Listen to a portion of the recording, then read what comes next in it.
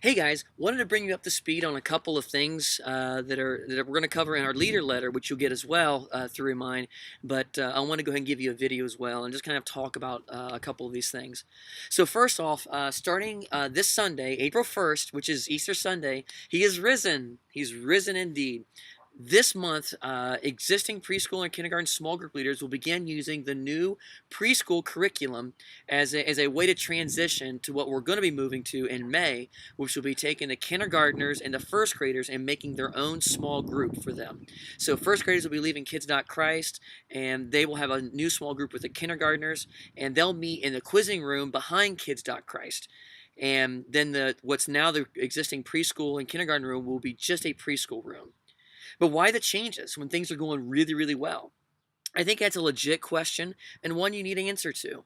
So first off, and there's a couple of ways we can look at this, and there are a couple of different reasons why we're doing this. First is in the phrase small group. The word small in it is key in that. Both in Kids.Christ and in the kindergarten room, we're growing, and that's a great problem to have. But with that growth, you lose a little bit of intimacy, one-on-one time with the kids. And so by creating a little bit of space and making smaller groups, it allows you to be a little more intimate, a little more closer, and a little more one-on-one with the kids. So that's part of the reason why we're doing that. Another reason is creating a space for new families. As we continue to grow, and we need to create that space to meet the needs of families coming into our church. And again, we're growing in all of our small groups, and so therefore we need to create the space for preschoolers, and then we need another space just for kindergartners and first graders, so that we can meet those needs and meet those kids, meet their needs.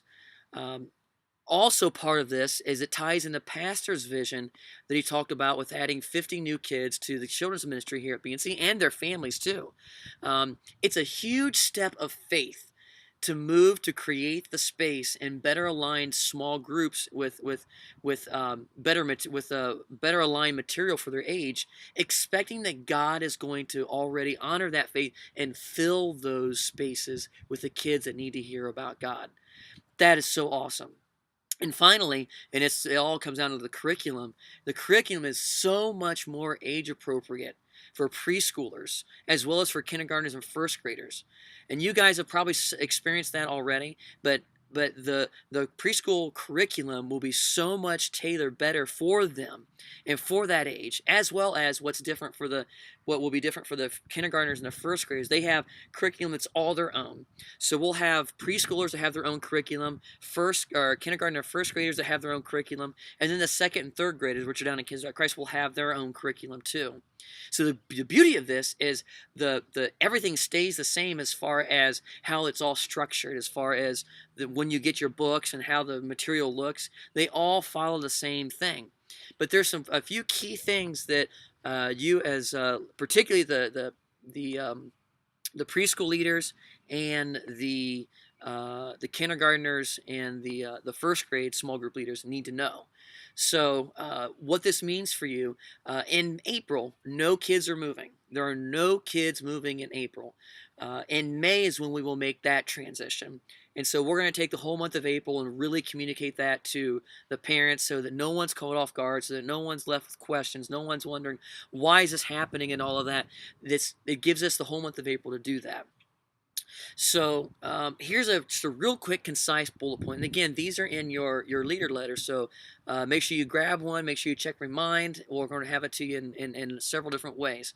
First off, large group still begins in the event center with announcements, game, and worship. Nothing changes that. So preschoolers, kindergartners, first graders, Kids.Christ, betweens, we're all in the same thing. Nothing changes there. Once all of that is done, once announcements and game and worship are all finished, small group kindergarten and preschoolers for the month of April will head to their room once the large group story begins in the event center. The new preschool thing is called Rug Time, and that's the story time that you're going to have with your small group. And you're going to find that the material is much more age appropriate for preschoolers, which is part of the reason why I will break the kindergartners off and add then first graders and make a small group just specifically for them in May, but not in April. April, you're still going to have the kindergartners and the preschoolers. After Rug Time, it's going to be pretty much how you've always done things. There will be activities, there's going to be crafts, and obviously you'll have some free time where the kids can go and they can play and do those kinds of things. Starting in May, the kindergartners and first graders will become their own small group. They'll meet in the quizzing room behind Kids.Christ. They'll have their own small group leader, their own material, their own curriculum that is so much more age appropriate for them. As well as the same thing for the preschoolers. They'll meet in the same room. Everything stays the same. Parents, or is everything the parents do, everything stays for the same for the parents. Even drop off for the kindergartners and the first graders. They still go down to Kids.Christ.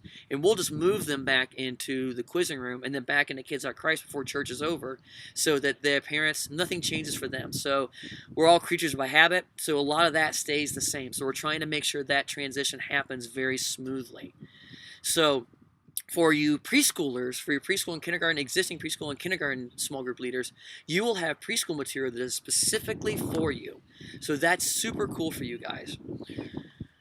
Another thing that I need to remind you on real quick is the last thing, really, and this is so important. I cannot stress this enough. April 29th, after second service, we'll have our lunch for you and your family. So bring them. This is important. We'll have it in the Kids.Christ room right after second service. This is an important time for connecting as a team, but it's also important for us to connect and communicate to you so that we all are on the same page. And if you have any concerns or things are going great, you have a praise report, or maybe something isn't going right and you need some help, this is the time to do that. And it's just a time for us to fellowship and share a meal. So make this a priority. April 29th after second service.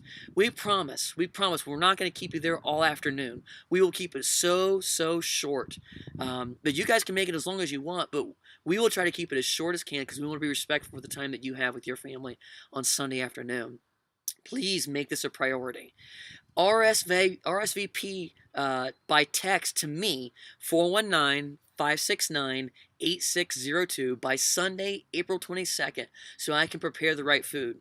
I'm going to have some fixings and along with that with coleslaw and probably some potatoes or maybe a little dessert. But I'm going to be having, I smoke my own pork, so I'll be having pulled pork sandwiches. So come ready to eat, come ready to fellowship, come ready to share, but come ready to also talk about the kids ministry here at BNC. Thank you so much for what you do. You make kids ministry happen.